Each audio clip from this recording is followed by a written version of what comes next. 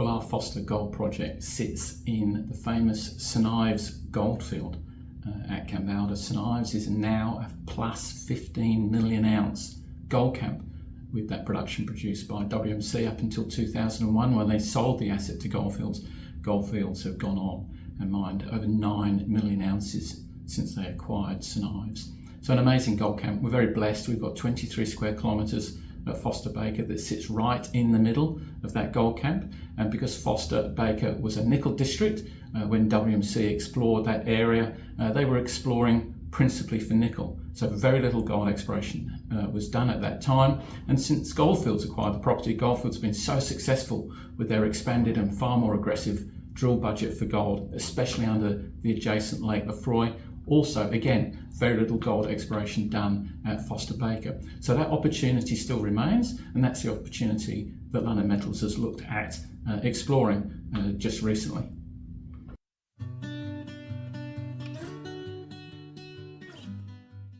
So the results we put out recently were pretty impressive. We drilled 5 targets. We've had the results of 2 of those targets back to date, Plentiful and Paringa West. We're still waiting for the other 3 targets to come back.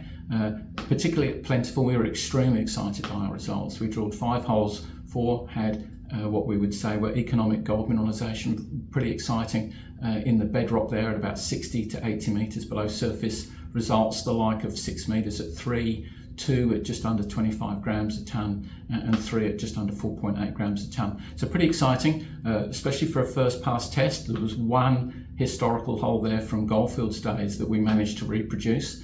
So we're really pleased with the results of that first pass test, and we'll certainly be taking further exploration activity at Plentiful forward to see if there's an open pit opportunity for gold at Foster Baker.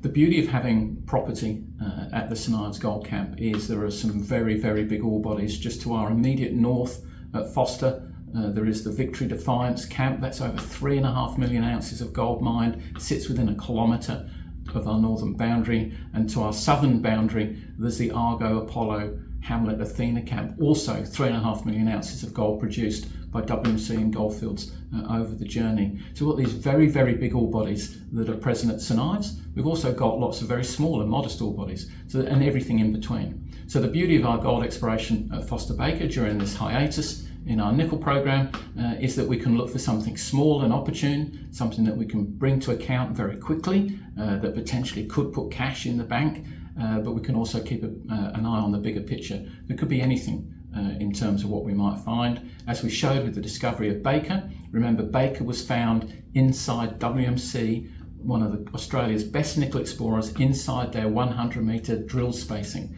and we found 31,000 nickel tonnes at over 3% nickel in the top 300 metres at Baker. So St Ives, Cambalda, St Ives for gold, Cambalda for nickel, really anything is possible, and that's one of the reasons we're so excited by those initial results at both Plentiful and Paringa West.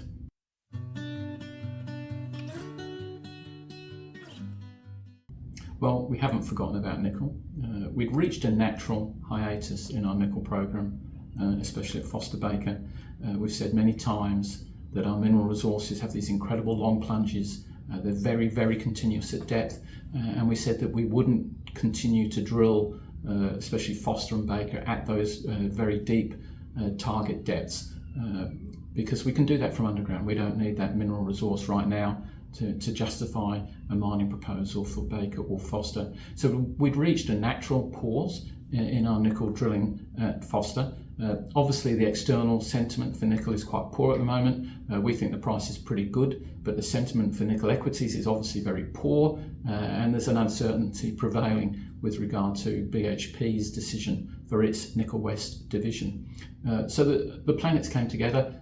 We had the opportunity to consider our gold portfolio. We had a big chapter in our prospectus back in 2021 that detailed what we thought were exciting and quite high priority gold prospects at Foster Baker. So we took the opportunity to drill those recently, and as I said previously, extremely excited with the results, really pleased. We're so blessed to have our properties right in the middle of such an amazing gold camp like St Ives. 15 million ounces been mined since 1980s. What's not to love about gold at Foster Baker?